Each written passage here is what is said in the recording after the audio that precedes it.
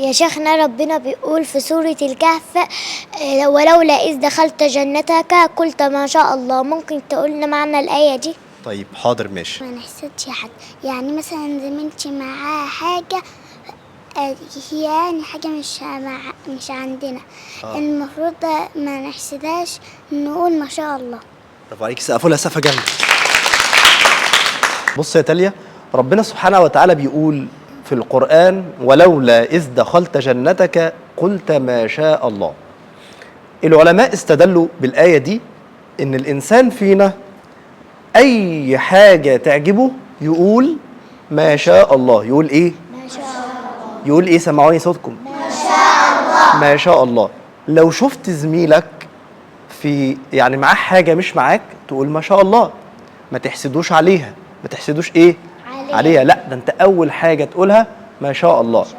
لو شفت زميلك مثلا عندهم عربية كويسة تقول ما شاء الله.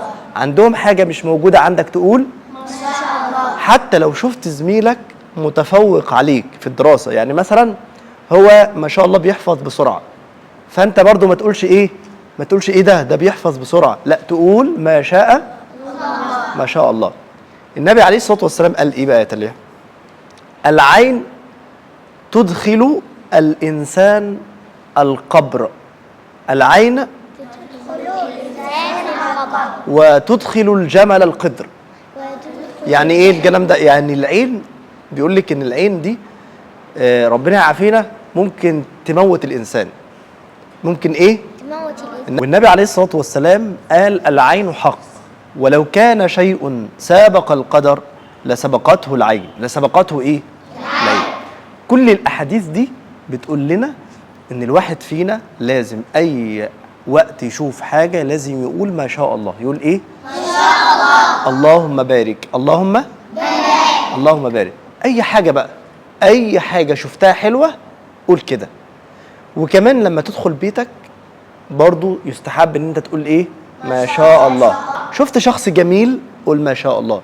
شفت شخص معاه فلوس قول ما شاء الله. شفت شخص راكب عربية قول ما شاء الله. اي حاجة في الدنيا نقول ايه؟ ما شاء الله. لأن الحسد حق. عشان كده ربنا قال لنا إيه؟ مين عارف سورة الفلق؟ ها؟ مين حافظ؟ قوليها كده. علي صوتك. لا، ممكن تقولي تاني بصوت عالي؟ خليها بعيد شوية. أيوة كده. بسم الله الرحمن الرحيم. قل أعوذ برب الفلق من شر ما خلق ومن شر غاسق إذا وقب ومن شر النفاثات ومن شر حاسد إذا حسد. برافو عليك. يبقى ربنا قال ايه بقى في اخر الايه؟ ومن شر حاسد اذا حسد. يبقى ده دليل ان الحسد موجود ولا مش موجود؟ موجود. فانا ما احسدش حد، ما احسدش حد، لان ربنا سبحانه وتعالى يعني بيوزع الارزاق. بيوزع ايه؟ الارزاق. حد معاه حاجه ممكن ما معهوش حاجه تانية. يعني ممكن مثلا انا اشوف واحد زميلتي مثلا معايا في المدرسه، زميلتي كل يوم بتيجي معاها فلوس كتير، معاها بتلبس لبس جديد مش عارف ايه، وانا ما معيش ده، وانا ما معيش ايه؟ وانا ما معيش ده. ممكن ربنا سبحانه وتعالى بيبقى عاطي لها الفلوس دي بس بيبقى واخد منها حاجه تانية. يعني ممكن تبقى معاها الفلوس ولكن مثلا ممكن ربنا ابتلاها بمرض. ابتلاها ايه؟ بمرض. الفلوس بقى ممكن ترجع الصحه؟ لا مش ترجع. طب الصحه ولا الفلوس؟ صح ولا الفلوس؟ ما ممكن الفلوس تجيب صح ولا ايه؟ الصح. لان الفلوس ما بتجيبش الصح، ما بتجيبش.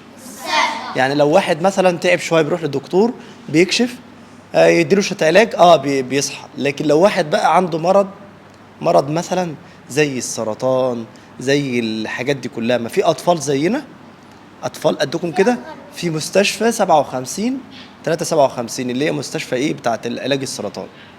فالفلوس نفعتهم؟ لا. يبقى الفلوس بتنفع؟ لا. يبقى احنا ممكن نشوف واحده زميلتنا او واحد زميلي معاه فلوس او ابوه معاه فلوس او كل شويه بيبقى جايب فلوس كتير، ولكن هو ربنا واخد منه حاجه انا مش عارفها. ربنا واخد منه حاجه ايه؟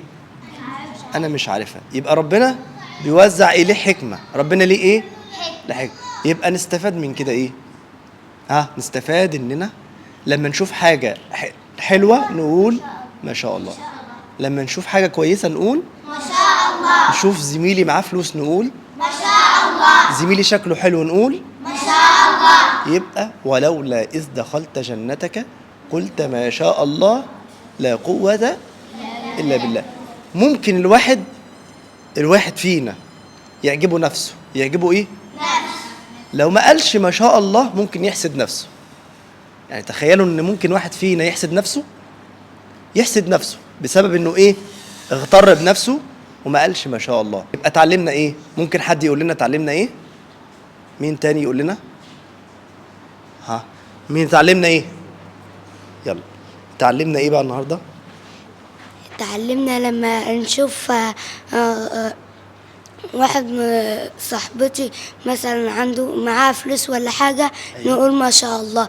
أي حاجة نشوفها ولو خشينا بيتنا نقول ما شاء الله. برافو عليكي سقفولها. هلا فيروز اتعلمنا ايه؟ اتعلمنا ان احنا ما نحسدش حد. يعني مثلا زميلتي معاها حاجة هي يعني حاجة مش عندنا. المفروض ما نحسدهاش، نقول ما شاء الله. برافو عليكي سقفولها سقفة جامدة.